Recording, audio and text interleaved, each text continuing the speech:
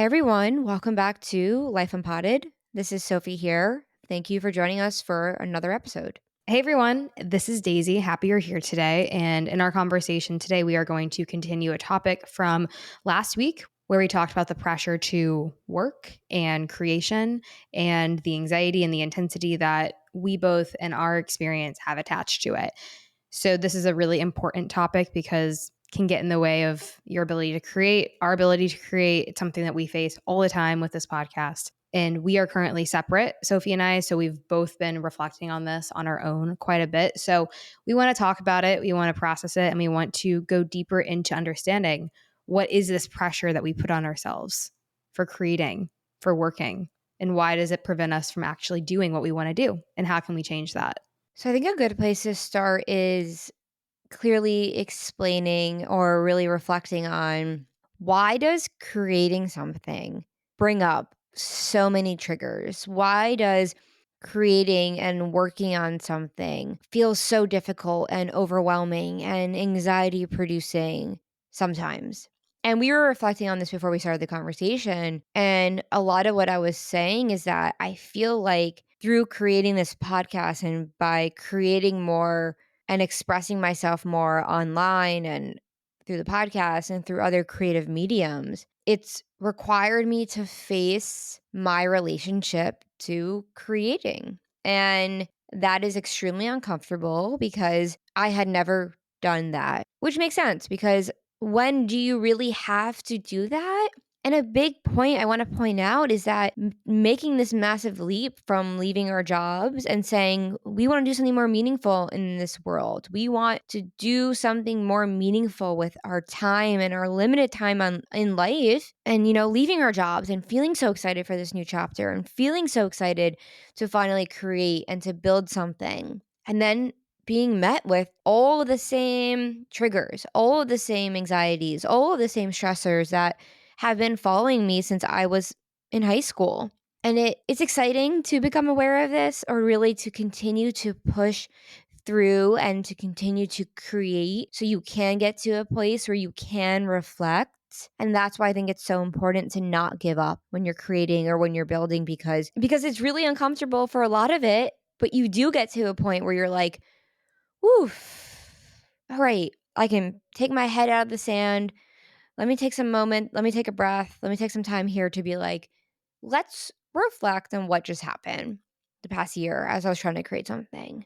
So it's an interesting experience for sure. And I think the reflection of creation and reflecting on my relationship to work and creativity has been very insightful and has freed up a lot of space for me to have more ideas of how else I can expand and how else I can continue to work with reality and work with this unlimited intelligence that exists to innovate, to create, to brainstorm, to work with other people to make an impact on this planet. Well, when you put it that way, wanting to be able to create something that is more deeply meaningful or something that could possibly have a deeper impact, it's quite a bit more motivating to want to work through and get to the root of what's causing us to not work with ease. Because when you are creating something for yourself, there isn't that structure unless you put it into place of there's a deadline. There isn't someone you can go to ask questions who's going to be the one who's sending it out like when you're in a job. So in a lot of ways, the intensity is like double because not only do you have the intensity of creating that's coming from yourself, but also you're having the unknown of it's all on you. It's all up to you. So it's this giant bubble of why am I doing this? Why am I doing this? And I fantasize about not doing it all the time. But what you just said is exactly why I want to keep doing it. Because if we have a short period of time on this earth, and if we're willing to grow and change, well, creation is such a great way to do that. And it doesn't mean it's going to be easy. And it's so difficult a lot of the time. But for the first time, like with this podcast, I think probably the only reason I've kept up with it the way that I have is because there is something that is inherently, intrinsically motivating about it because we're working through stuff with ourselves. And that's inherently what growth is, right? Like I think of when I worked at my jobs and I'd be presenting something and how I can walk into a room and just easily talk with people and like it's not a problem. But all of a sudden, if I'm presenting something, like I have to be a certain way and I'm super anxious and I'm super uncomfortable and super rigid and I can't be myself. So it's inhibiting me from taking steps forward. And of course, that doesn't go away when you start to create something for yourself. And it really just leaves me wanting to know like how do we get to the root of this? And is the antidote to that learning how to properly express yourself? Is that something that is what is going to beat pressure? Is that going to be what cuts off the pressure? Is when you're in flow and you're letting go and you're inherently expressing yourself? Because if you're expressing yourself, does that mean that you're not thinking? I think something that's really interesting that I noticed toward the end of the career that I was in was I opted to go into sales because it was something that I could, after a few minutes, warm up and start talking and letting go. And I'm not thinking when I'm doing it. Whereas I felt like when I was doing advertising or client services, like there was always these little details that I had to think about. Whereas when you're talking, you're kind of letting go because you're connecting. So I've found for me, like connecting, like actually to myself or to the person I'm working with, is really something that allows me to let go. I'm just reflecting as I go on this because as we're trying to get to the root of these causes so that we can create more freely, it's also helpful to see like antidotes of what allows us to let go to create more freely. And there is something about there can be no wrong. We're expressing and we're connecting. And does that put you into a state that is relaxed? That again is the antidote to anxiety? I don't know, but it seems like that there's something to that. Well, it's interesting hearing you reflect about previous jobs because a big reflection point I've been having recently is seeing how much I've limited myself from expanding my creative world and expanding and trying new things because there was one way that I worked when I was a lawyer, and it's like that way worked for me. So I kind of learned and found a way where I felt confident doing certain things. And that was drafting loan documents and doing lawyer stuff. You know, I spent 3 years in law school and preparing to be a lawyer. And then I worked in the legal world for 5 years. And during those years, I was trying really hard to perfect my craft, to become a good lawyer. And that was so interesting because it was a very structured way to do that. Like, the way to become a good lawyer was to learn how to negotiate and attention to detail and work late, be able to handle intensity. And I feel like I've cultivated all of those skills. And now doing something that literally feels like requires a different part of my brain. And I think from a biological perspective, different parts of our brains play different roles in what we're creating and how the way we're using our brain. So it was a very difficult transition, I think, to go from working in a very structured way, finding this way that worked for me as a lawyer, and then taking everything I learned from there. And a lot of those skills have been really, really helpful in learning how to build something and learning how to create something. And don't get me wrong, like I've learned a lot from being a lawyer and all that was really, really, really helpful. But I think what I'm trying to say is that I'm learning that there are more skills that I want to add to my toolbox. And they're not really skills per se. Like, I don't even want to call them skills because they're more so letting go of blocks that I have that prevent me from tapping into these other parts of myself that isn't done the same way as reading a loan agreement or drafting a sales pitch. It's not logical. It's much more creative and much more intact with this universe as a whole in the way that everything is just existing. And a big reason why it's been so hard for me to make that transition is because I've had to let go of a lot of control on trying to make things perfect and trying so hard for things to be right. But the reality of it is, when you're creating and expressing, art is not rigid. Art is not something that has a right or wrong way. It's expression. So, what an important reminder that there's not one way to work. And maybe the way you have been working, and for me specifically, the way was taught to work, kind of in a lot of ways goes against or really creates this block that gets in the way of me further expanding my creative canvas. The question you posed of what is the block really stood out to me, because what is the block? What's the block that's getting in the way of me letting go, of me just creating? And I guess that's the mind, but also I really resonated with what you said around the way that I used to make sure I was doing a good job was rigidity and control. And I've taken that to an extreme. Like, I've really been processing not only my working relationship within my adulthood, but also within my childhood with school, and how like I would lock myself into a room for 6 hours studying, feeling like I spent all the time doing it, feeling like I actually didn't get anything done at all.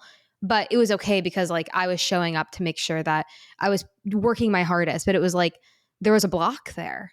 And I was trying to control that block with control and rigidity, and kind of pushing everything out, pushing everything else away. Friends, eating, having fun, everything. Like when I was in that space, it was like total rigidity and control. And that was something I brought into the working world. And there is a point where rigidity and control stop you from being able to actually create something. And I found the only way that I've been able to make progress is through rigidity and through control. The only way I can ensure something is through rigidity and control. And I'm really seeing that, whether that's trying to write out a business plan, how like my mind goes blank because I'm so fixated on it because I'm trying to control everything, to like that cuts off like the creativity, that cuts off things. Because like I think if you're in control, like maybe you're in fight or flight, and I'm talking to myself. And I think that block that you referenced, and I'm curious what you think, but I feel like it's anxiety. And a lot of the time I have also in my adult life managed anxiety through rigidity and control. Let's make a plan, let's make a spreadsheet, let's make a schedule, and let's focus and let's follow that. And making a schedule out of anxiety versus making a schedule as something to have loose structure around, two very different things. Like you think just how I have thought just having a schedule is going to fix everything. It's kind of that same idea of once I get this, things will be fixed. When in reality, I'm just avoiding getting to the root of the problem of why do I get so anxious around creating?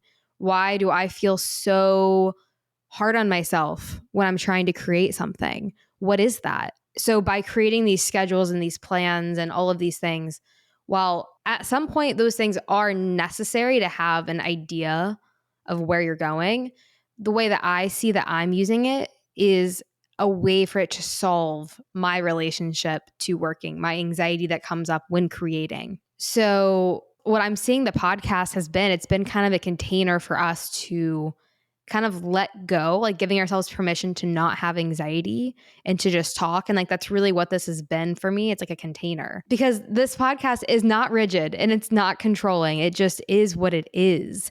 So it's kind of been the ultimate lesson for us to let go, but that doesn't mean I don't still fight it. I don't still say like there should be more structure around this. There should be more rigidity around this. There should be an understanding of what this is. And I really want to create structure around this, but I don't want to do it from a place of control. So I think learning to operate in the working world without rigidity and control feels like I'm starting all over again, because I'm not trying to push the anxiety down just by controlling, by saying, here's my budget, I'm going to follow this exactly and everything's going to be good. Like focusing on the structure so much that I lose sight of letting go and having fun with the process of creation. But on the other spectrum of that, it's like I find myself going from one spectrum of like total control to total recklessness of not caring. Because what is that? That's me not being able to trust myself because I can think about it 100% or I think about it not at all. So, what's getting in the way of having a balance? That's something that I'm trying to learn when it comes to creation. Like, I don't know. Well, I think what you're saying, like with these two extremes of either I'm obsessing over what I'm creating and I'm so on top of it versus, oh, I'm not thinking about it at all and I let go and I trust the process. So much so that I'm not even working on it. So then there's this balance, I think, of whenever you're operating out of any extreme in life, oftentimes you're probably using it as some avoidance tactic or some way to make you feel better about something. And it's interesting when you're saying how choosing to find, or really choosing to face all of your anxiety and all of your fear and all of the control that comes up for you while working requires you to look deeply to understand, okay, the root of the problem isn't that I don't know how to create a website or I don't know how to write a mission statement, but rather the root of the problem is that I'm operating from a state of fear. And I am so scared and I am so fearful of messing this up. I need this to be perfect. I don't know how to just casually work, which is an interesting thing to mention because when I first left my job, I started having a big realization of how come I don't do anything just for fun? How come everything I do is for an end goal? So it was really interesting having the podcast be the first thing in my life that I was passionate about. And then all of a sudden, that's intertwined with making money and needing it to grow and needing to build it. And then naturally, your mind's like, of course, I need to stress more because I have to make money from it. And again, the money component just becomes another thing that you think is causing the problem, but it's still just you. It's still just your inability to relax while creating. And I think the reality of it is if you're coming out of an intense career or if you've been in an intense career or if you are in the working world at all with the amount of intensity and pressure and all of these experiences that we go through that shape the way that we create, or never having the free time to casually paint in your backyard or write in your journal, we lose touch with this innate creativity within us and that part of us that was so evident as children where it came so naturally. And now it's just like, okay, why does it now come so naturally? Because we have built walls and walls and walls and stories and narratives about who we are and who we think we are and this idea of ourselves and how much self-importance we think we have. And if one person listens to my episode and judges me, then my life is over forever. It's an extreme disproportionate fear that's rooted in the insecurity that we have of ourselves. Because if we were confident in ourselves and knew that we were whole and complete no matter what, we would trust that we can share how we feel to our public Instagram page or to our Spotify listeners. And we would know that no matter what I'm doing, if I'm doing it from a place of truth, honesty, and presence, my potential will slowly reveal itself. And I will get to a point where I do feel connected to what I'm doing and creating without needing the validation from other people. But I think the journey of getting to that point requires you to face all of your insecurity, all of your doubts, and all of the reasons why you think the way that you feel, not the way that you feel, because we're not talking about a feeling state, but why you don't trust your intuition. Because if there's anything I've seen from this journey is that trusting that intuition, even that small bit of it, was what got me here to this place to have work that I can even reflect on, that I have a body of work now because I plunged into the unknown and I recorded myself talking on social media, feeling so fucking scared of how people were going to view me. going through like what they call cringe mountain. It's real. But you get to this other side and you realize there's no way to bypass it. The only way to grow is to take action and to create. And we can make it a lot easier on ourselves when we're not trying so hard to go beyond what our innate sense of creativity or really what our being is communicating to us in those moments of accessing truth that's within us. I mean, something that you said that I was stuck on thinking about was we choose to find work to be kind of an avoidant tactic when we oscillate between the extreme of like thinking about it all the time, like you said, not doing anything for fun, just obsessed with thinking about working, keyword thinking about it, as opposed to actually doing it.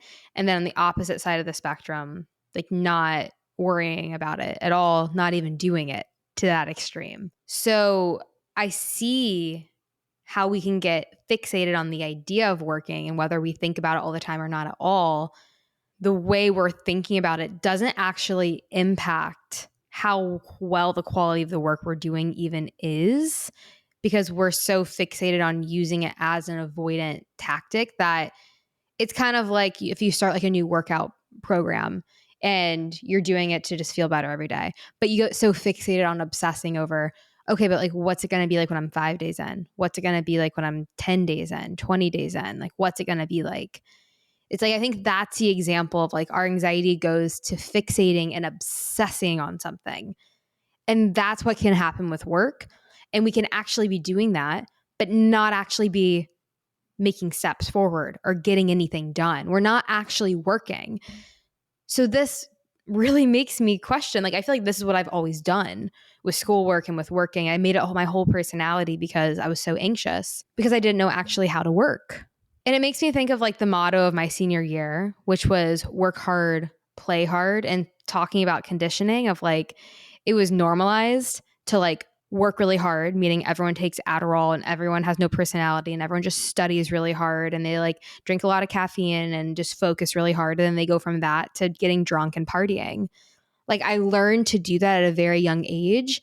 And it's almost like that level of working to playing, it's like they're both avoidant, is what it seems like. And I never liked that mentality. So I'm trying to figure out where this fits in, but like that was like such a prevalent mentality of like my high school, it seemed like, of like the people I was around, to where it's like I'm just going to go from working really hard to playing really hard. I'm not going to think about anything. I'm just going to go from one autopilot to the other.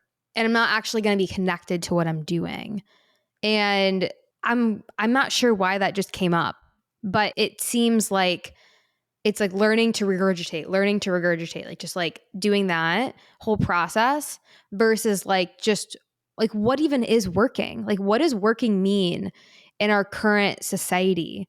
Like I feel like I learned to hate what I did. I feel like I learned to hate what I do so I could go party then. Like I felt like that was like the mentality of like the high performing people like I was around at a college preparatory school, where it's like that was the focus. It was like work hard so that I can feel good about myself, so I can go get drunk and play hard. You know what I mean? This was an experience that I had.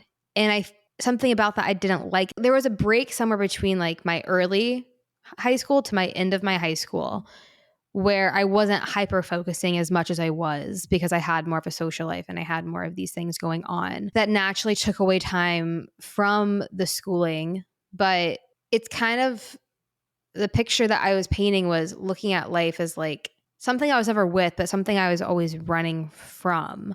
So fast forward to here I am now, we're doing this podcast. Instead of just trying to work through it, get it done so I feel good about myself, I'm sitting here and I'm like, no, I care about this and I don't want to just do it anxiously to get it done to feel good about myself so I can go do something fun. It's like, where is the deeper meaning? Where is the deeper meaning?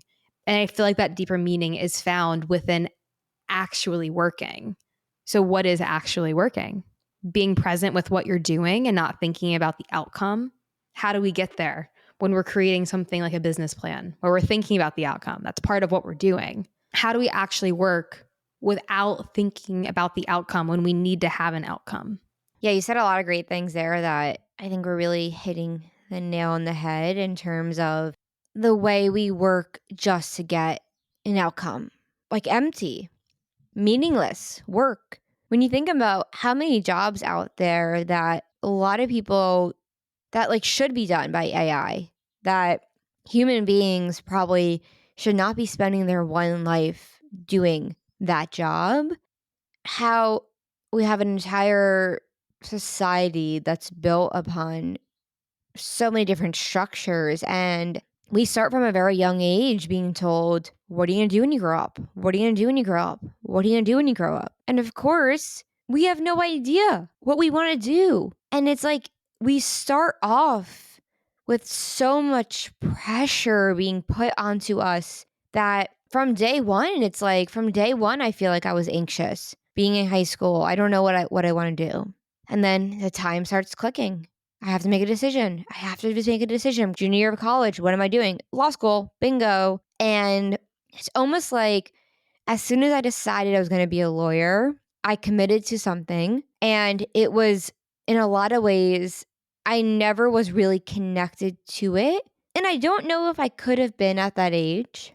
I don't know if this awareness that I have, could I have had it when I was 21? You could argue yes.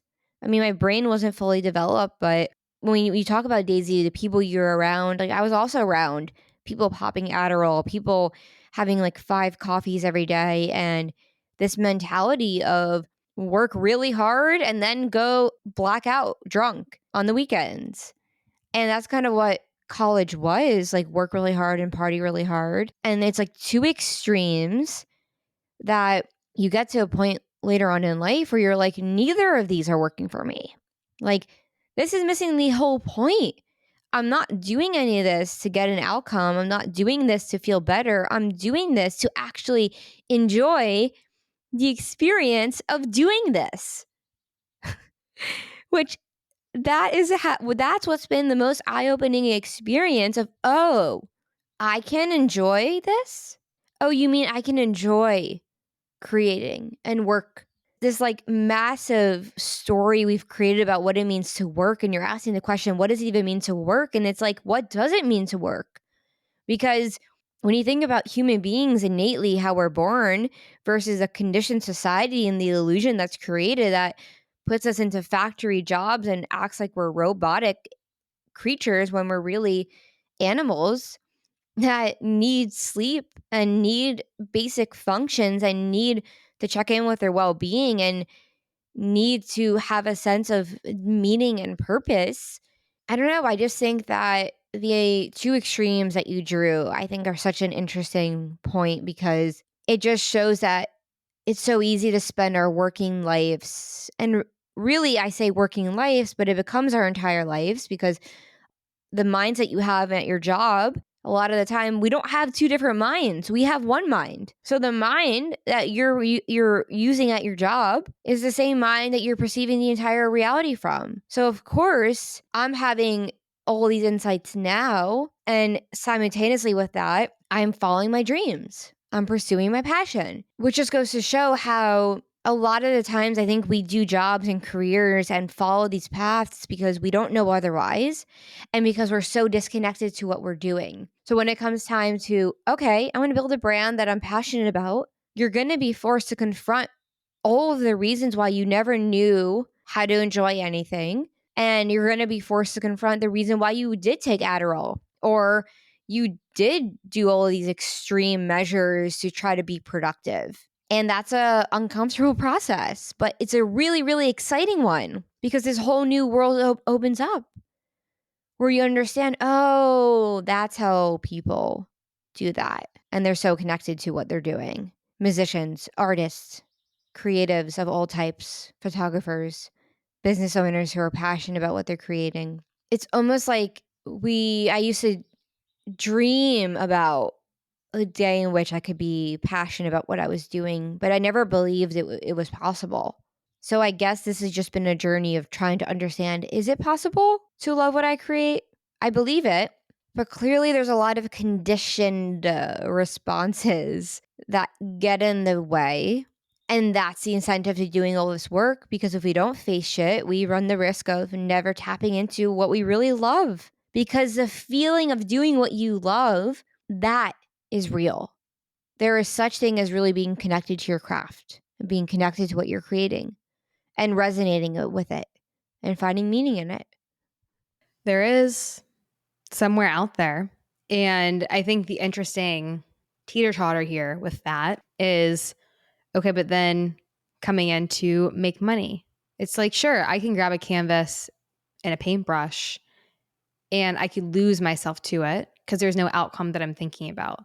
Or same with a podcast where I can just start talking and enjoying the twists and the turns of the conversation and thinking about how to respond and just losing myself to that.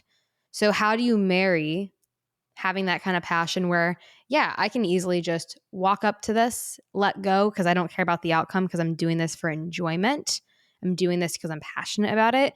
How do you marry that with, I'm going to do that, but there is also an outcome I'm looking for financially? How do you bridge that gap of when it comes to money, inherently there's an outcome. And inherently, when you're doing a passion, there's not really an outcome because you're lost in the meaning of it. You're lost in the process of it. You're fixated on the details. And like that's so cathartic and like that's so important to be able to do that. So how do you do that full time? How do you do that? How do you do that? And these are clearly not questions I know any answers to. I'm looking at it from a pressure perspective of there's always pressure when it comes to money, it seems like, because there has to be to an extent. But that's not all that's here. Clearly there's things here of self-value, self-worth that all comes from how good am I if I'm not creating something that's valuable. I think that's a totally different conversation because I think when you're doing something you're passionate about, there is like an inherent like I find meaning in this, so it is meaningful.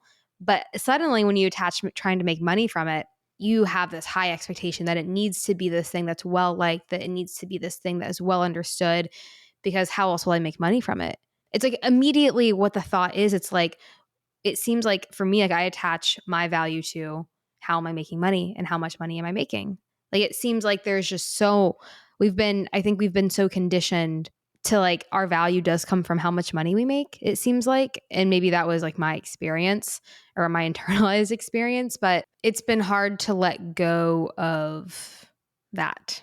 Because if you put one life next to each other, one life being you spend all your days 85% engaged in what you're doing, loving what you're doing, finding relief, finding excitement in the challenges that come from doing what you love within what it is. Like finding challenges within what you love is something that's really enjoyable because you enjoy overcoming the challenges because you love what you're doing, as opposed to like hating what you're doing, but loving your lifestyle from it and compensating for how much you don't like it by putting your value into your lifestyle and loving that. So, which one do you pick? Which one's more valuable to you?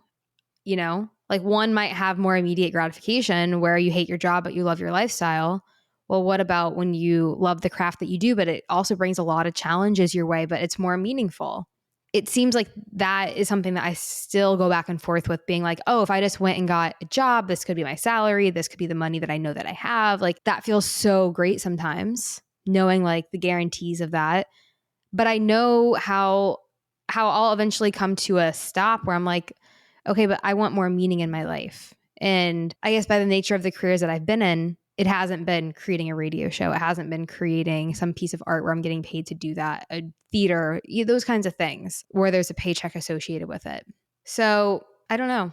I think there's an inherent pressure with there being an outcome with money. And a lot of things we love to do, there isn't an outcome. So it's like finding a way to navigate and work through that anxiety that inherently comes up is what I'm trying to figure out, I guess.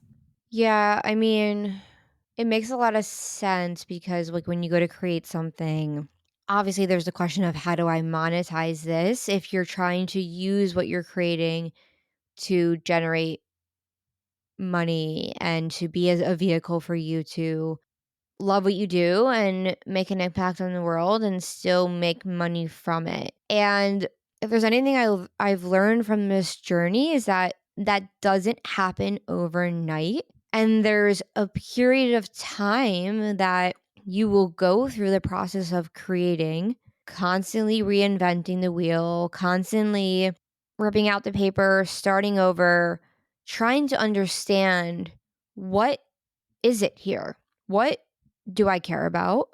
If I have 50 years left on this earth, which is a really short time when you say it like that. Like if I have 50 years, in 50 years I'll be 80. So 50 is a blip of an eye. That's all I have. Okay. So what do I really care about?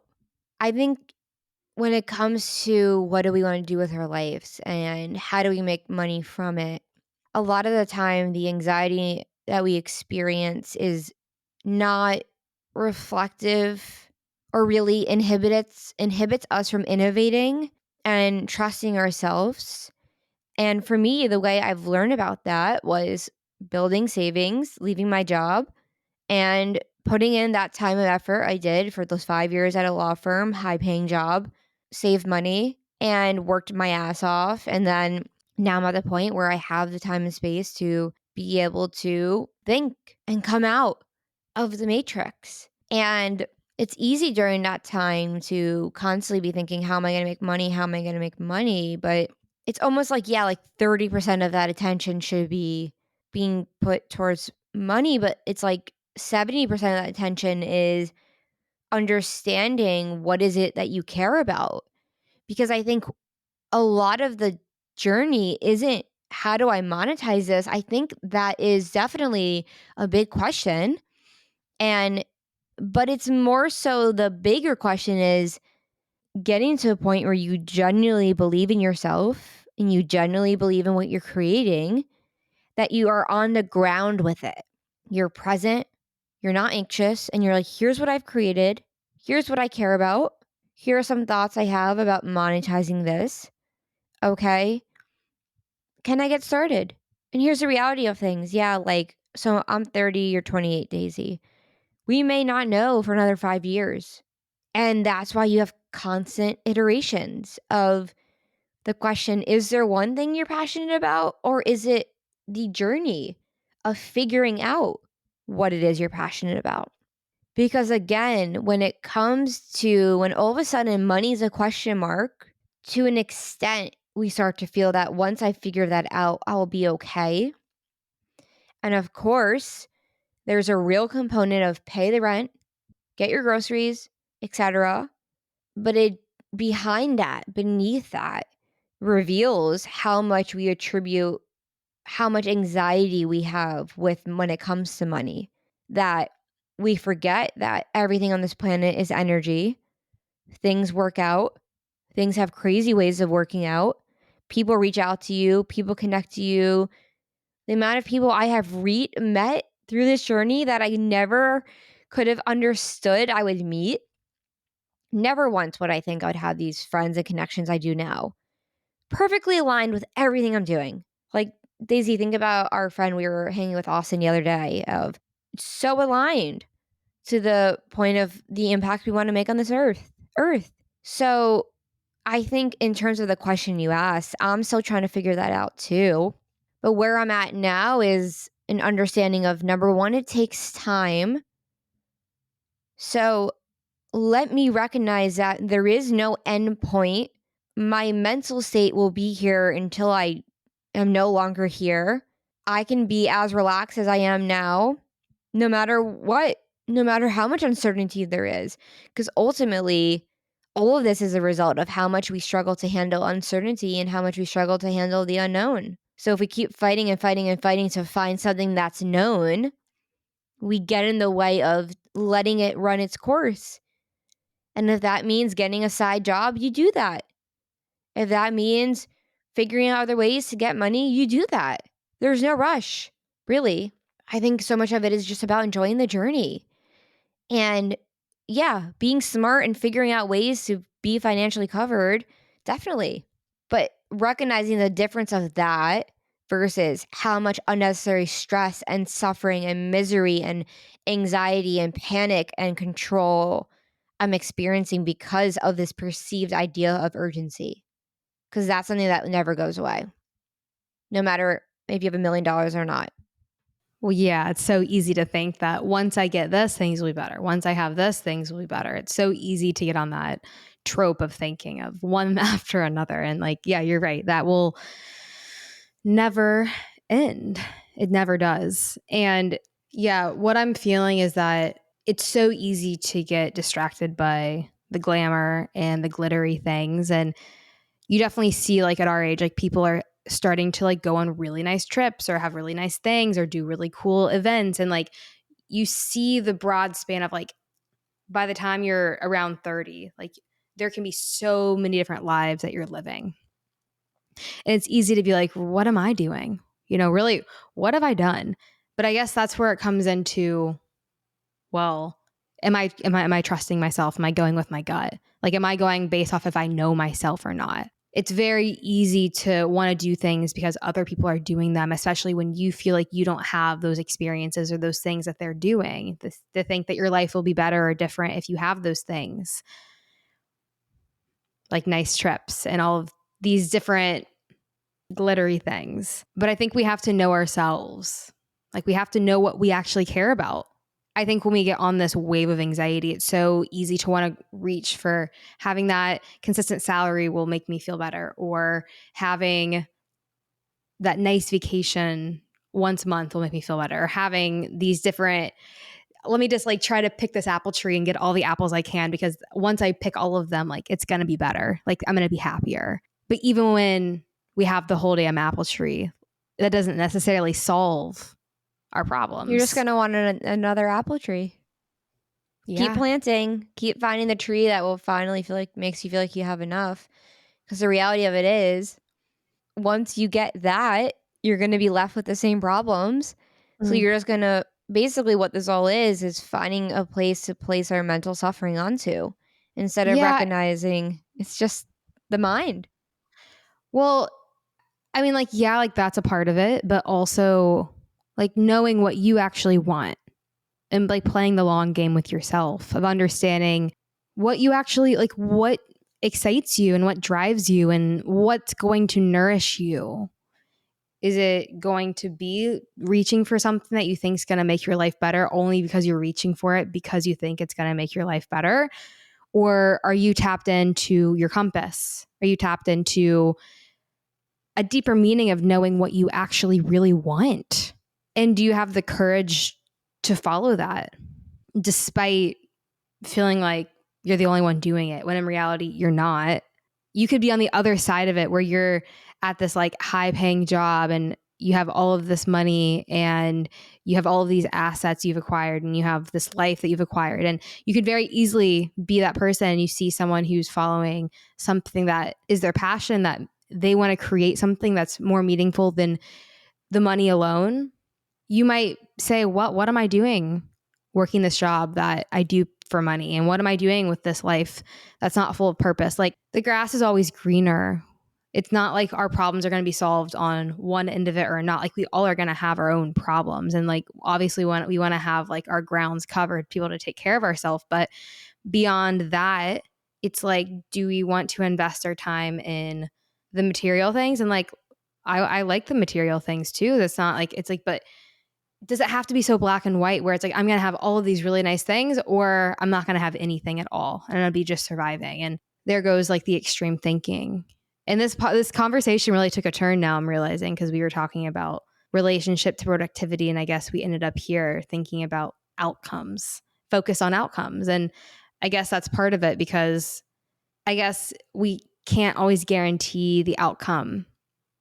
And that's something that I guess like we have to be okay with, because it's not always about the outcome alone. Like of course like an outcome matters, but the outcome alone like isn't what matters alone, right? Like we have to say like yes, an outcome does matter, but the outcome alone without the journey, without the experience, without the working hard, and without the process. It's like, what process do you want to enjoy? It's really learning to enjoy the process no matter what you're doing.